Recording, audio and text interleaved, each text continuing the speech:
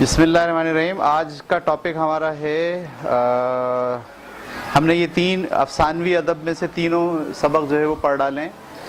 اصغرین لڑکیوں کا مکتب بٹھایا یہ بھی ہو گیا, بوڑھی کاکی منشی پریم چند کا یہ بھی ہم نے پڑھ لیا, اور سیانہ بادشاہ ڈاکٹر نبی بخش خان بلوچ ان کا بھی ڈرامہ ہم نے پڑھ لیا, افسانہ پڑھ لیا. اب ہمارا جو اگلا ٹاپک آپ کی کتاب میں شروع ہو رہا ہے وہ دراصل ڈرامے سے متعلق ہے. ٹھیک ہے, اردو ادب میں ڈرامہ بھی ایک صنف ہے. ٹھیک ہے, یعنی پہلے زمانے میں ڈرامے باضابطہ ٹی وی کے لیے نہیں ہوتے تھے بلکہ ان کو اسٹیج پر پلے کیا جاتا تھا. تو ڈرامہ لکھنے والا شخص پوری ترتیب بتاتا تھا کہ پہلا سین کیا ہوگا, کون سا شخص اس میں آئے گا, اس کے کیا بات ہوں گی, ڈائیلاگس کیا ہوں گے, مکالمہ وہ کیا بولے گا, پھر وہ جب چلا جائے گا تو پھر کیا ہوگا. اچھا, بعض اوقات ڈراموں میں سین بھی بدلتے تھے. مثلا یہ کہ ڈرامے اس لحاظ سے کئی قسموں کے ہوئے. ایک تو جیسے ون ایکٹ پلے, انگلش میں آپ اسے کہتے ہیں ون ایکٹ پلے. ون ایکٹ پلے کا مطلب منظر ایک ہی ہوگا, سین ایک ہی ہوگا اور سارا ڈرامہ اسی سین میں کمپلیٹ ہو جائے گا. جیسے مثال کے طور پر کسی ڈرائنگ روم کا منظر, اسی میں لوگ آئیں گے, اپنی اپنی بات کہیں گے اور چلے جائیں گے. تو ہم بولیں گے یہ جو ڈرامہ ہے یہ ون ایکٹ پلے ہے یا ایک منظر والا ڈرامہ ہے. اچھا, لیکن ڈرامہ ایسا ہو کہ جس میں گھر بھی دکھانا ہو اور اس کے بعد آفس بھی دکھانا ہو, اور سارا ڈرامہ ان دو مناظر میں چلے گا کہ گھر میں کیا ہو رہا ہے اور آفس میں کیا ہو رہا ہے, تو اس کو آپ کہتے ہیں ٹو ایکٹ پلے, یعنی دو منظر والا ڈرامہ. ٹھیک ہے, تو جب اسٹیج پر یہ ڈرامہ پلے کیا جاتا تھا تو اس کا طریقہ یہ ہوتا تھا, پردہ گر جاتا تھا, یعنی ایک پردہ ہوتا تھا سامنے. تو جیسی پہلا منظر ختم ہوا اور وہ پردہ گر گیا, اب جیسی پردہ گر گیا سامنے جو لوگ بیٹھے ہیں وہ پردے کو دیکھ رہے ہیں صرف, جبکہ اندر کیا ہو رہا ہے, اندر جو ہے وہ سین چینج ہو رہا ہے. یعنی صوفہ ہٹ رہا ہے, اس کی جگہ دیوار جو ہے لکڑی کی بنائی ہوئی وہ ہٹائی جا رہی ہے, اس کی جگہ کوئی دوسرا منظر لایا جا رہا ہے, اور تھوڑی دیر کے اندر بہت تیزی سے سارے لوگ کام کر کے اس منظر کو بدل دیتے ہیں. اس کے بعد جب پردہ اٹھتا ہے تو اب لوگوں کو کیا دکھتا ہے, ایک آفس ہے. تو اب بولیں گے کہ یہ ٹو ایکٹ پلے ہے. تو بعض جو ہے وہ ایکٹ پلے 7 ایکٹ پلے بھی ہوتے تھے, یعنی 7 مناظر ہیں اس میں, پوری ٹیم کام کرتی تھی اس میں, پہلا منظر, دوسرا منظر, تیسرا منظر. اور وہ ڈرامہ بھی جو ہے وہ آدھے گھنٹے اور 1 گھنٹے کا نہیں ہوتا تھا. پرانے زمانے میں 3 گھنٹے 4 گھنٹے کا ڈرامہ لوگ بیٹھ کر جو ہے وہ دیکھ رہے ہوتے تھے, اور یہ بالکل روانی کے ساتھ ہوتا ہے. یعنی آپ فوراً ہی ایڈیٹنگ کا کوئی کانسیپٹ نہیں ہے, اگر غلطی ہو گئی تو ہو گئی. ٹھیک ہے, اب تو ڈرامہ جو ریکارڈ ہوتا ہے اس میں اس بات کا آپشن ہوتا ہے کہ آپ کیا کر سکتے ہیں, اسے ایڈٹ کر سکتے ہیں. تو یہ جو ڈرامہ تھا یہ ایک زمانے میں جو تحریر کرنے والے مصنفین ہوتے تھے ان کا بہت چرچا تھا. آج بھی ہمارے پاس بھی جب ہم اردو پڑھتے ہیں تو پرانے جو ڈرامہ نگار تھے, جیسے مرزا ادیب, بہت بڑا نام ہے مرزا ادیب کا ڈرامہ نگاری میں, امتیاز علی تاج, بہت بڑا ان کا نام ہے ڈرامہ نگاری میں. ٹھیک ہے, تو اب مزید جب پاکستان بن گیا, یہاں پر لوگ آ گئے, تو پھر یہاں پر بھی بے شمار ڈرامہ نگار جو ہے وہ سامنے آئے. جیسے آپ کا اشفاق احمد صاحب, بہت اچھے ڈرامہ نگار, بانو قدسیہ صاحبہ, بہت اچھی ڈرامہ نگار, حسینہ معین, ٹھیک ہے, بڑا نام. اسی طرح سے آپ کے پاس کیا نام ہے حسینہ معین کے بھائی کا, انور مقصود کے ساتھ جو آتے تھے, میرے ذہن میں بھی نام آئے گا تو میں بتاتا ہوں, بہت بڑا نام ہے ہمارے پاس. ٹھیک ہے, تو ابھی ہمارے سامنے جو ڈرامہ نگار ہم آج اسٹڈی کر رہے ہیں اپنے اس سیکشن میں, ان کا نام ہے مرزا ادیب. ٹھیک ہے, تو مرزا ادیب کے بارے میں ہم پہلے تھوڑا سا پڑھتے ہیں, اس کے بعد پھر ہم ان کا ڈرامہ پڑھیں گے چھوٹا سا جو یہاں لکھا ہوا ہے. ان کی پیدائش 1916 میں ہوئی اور وفات ان کی 1999 میں ہوئی. مرزا ادیب کا نام مرزا دلاور حسین علی اور قلبی نام مرزا ادیب ہے. ان کا ذاتی نام کیا ہے, مرزا دلاور حسین علی. ٹھیک ہے, اور قلمی نام مرزا ادیب ہے. والد کا نام مرزا بشیر علی تھا. اسلامیہ کالج لاہور سے آپ نے BA آنرز کا امتحان پاس کیا. طالب علمی کے زمانے ہی سے آپ کو لکھنے لکھانے کا شوق تھا، اس لیے مختلف رسائل میں مضامین لکھے. رسالہ ساقی میں افسانہ نگاری شروع کی. مشہور رسالے ادبی دنیا میں بھی آپ کے مضامین اور افسانے شائع ہوئے. آپ رسالہ ادب لطیف کے بھی مدیر رہے. مدیر کا مطلب آپ کی ادارت میں وہ رسالہ نکلتا تھا، آپ اس میں اداریہ لکھتے تھے. اس دوران آپ ریڈیو کے لیے اسکرپٹ بھی لکھنے لگے. ایک ایکٹ ڈرامے، آپ نے دیکھا یہ لفظ کیا استعمال ہوا، ایک ایکٹ ڈرامے یا ون ایکٹ پلے. ایک ایکٹ ڈرامے لکھنے میں انہیں بڑی مہارت حاصل تھی. آپ کی شہرت کی وجہ آپ کی کتاب صحرائے نورد کے خطوط بھی ہے. آپ کی شہرت کی وجہ آپ کی ایک کتاب صحرائے نورد کے خطوط بھی ہے. جنگل، کمبل، خاکنشی، ناخن کا خرز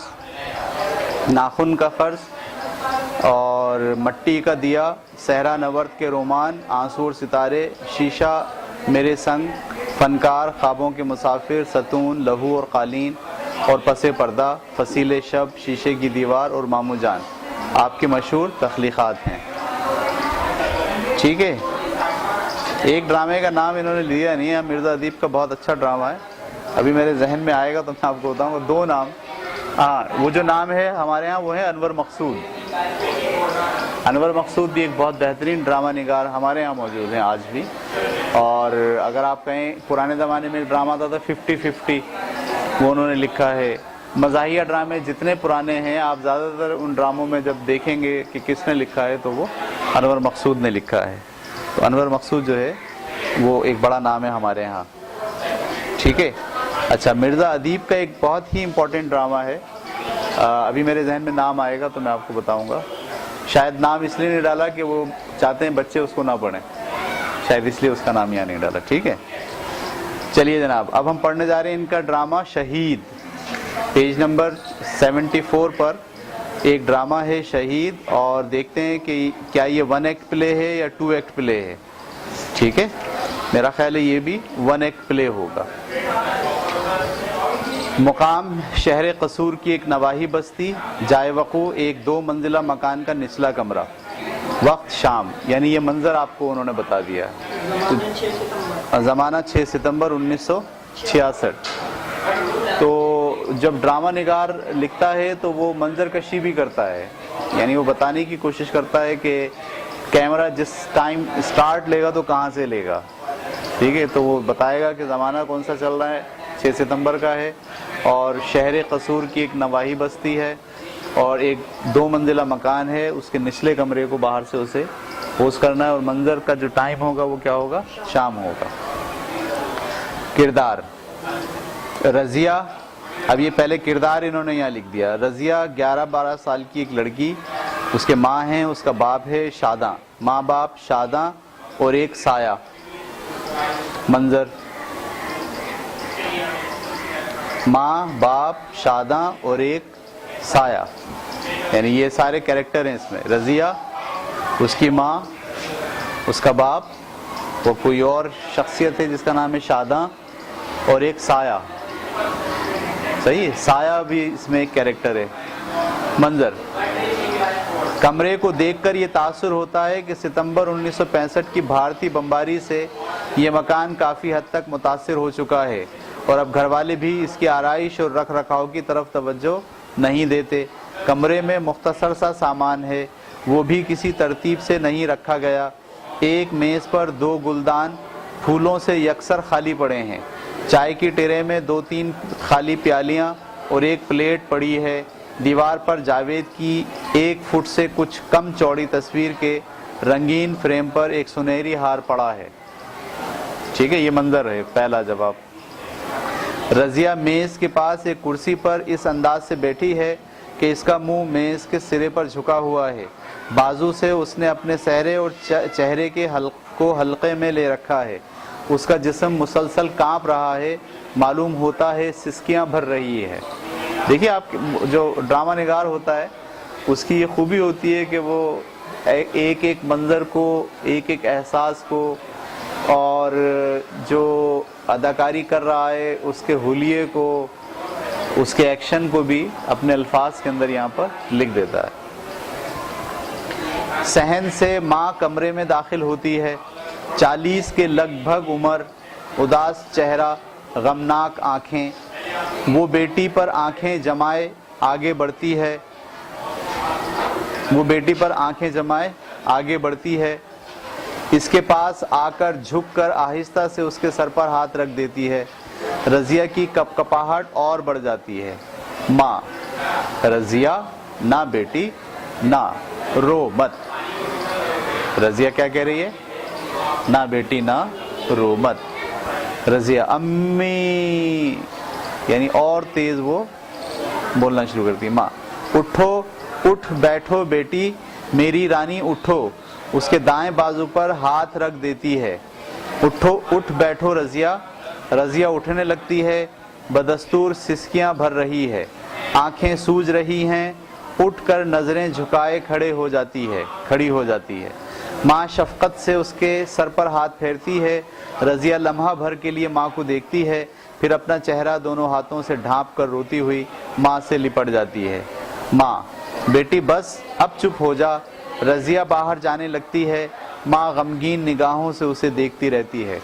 یعنی غم تو ماں کو بھی ہے اور وہی غم اس بیٹی کو بھی ہے، لیکن ماں نے اپنا غم کنٹرول کیا ہوا ہے، ٹھیک ہے، مینیج کیا ہوا ہے، اور چھوٹی بیٹی چھوٹی بچی ہے کیونکہ وہ اپنا غم کنٹرول نہیں کر پا رہی ہے، وہ روئے جا رہی ہے۔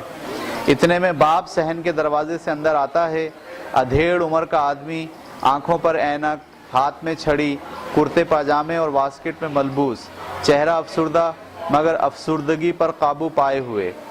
باپ: فاطمہ، یعنی جو ماں ہے اس کا نام کیا ہے؟ فاطمہ ہے۔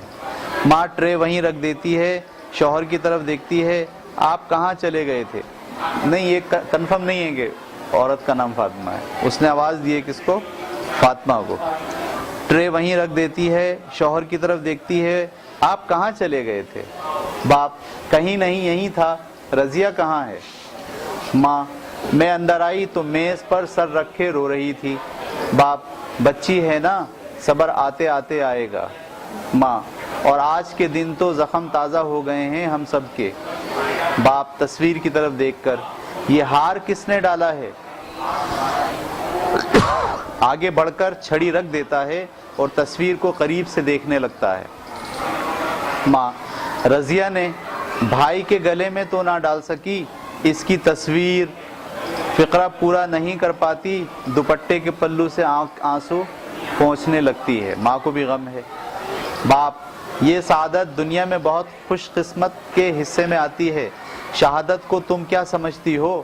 وطن کی خاطر جان دے دینا، یہ شرف ہر ایک کو کہاں نصیب ہوتا ہے۔ ماں: تصویر اٹھا کر کہیں چھپا نہ دوں اسے؟ تصویر اٹھانے لگتی ہے کہ رضیہ کمرے میں داخل ہوتی ہے۔ ماں شوہر کی طرف دیکھتی ہے جو اشارے سے تصویر کو وہیں رہنے دینے کے لیے کہتا ہے۔ رضیہ آگے بڑھتی ہے اور تصویر پر ہار کو ترتیب دے کر اسے درست کرتی ہے۔ ماں اور باپ دم بخود اسے دیکھتے رہتے ہیں۔ باپ: تم نے پرسوں کہا تھا ٹافیاں لیتا ہوں، چلو جو تمہیں اچھی لگیں لے لینا۔ رضیہ کچھ سوچ کر قدم اٹھاتی ہے اور باپ بیٹی دونوں دروازے سے نکل جاتے ہیں۔ ماں پھر تصویر کو دیکھنے لگتی ہے، بے اختیار اس کے منہ سے نکلتا ہے: اف میرے اللہ۔ صحن کے دروازے سے شاداں کی آواز آتی ہے: رضیہ، رضیہ۔ ماں مڑ کر دیکھتی ہے اور کہتی ہے: آ جاؤ شاداں، میں یہاں ہوں۔ شاداں ماں کی ہم عمر ہنستی ہوئی آگے بڑھتی ہے، مگر فاطمہ اور تصویر پر نظر پڑتی ہے تو وہ بھی اداس ہو جاتی ہے۔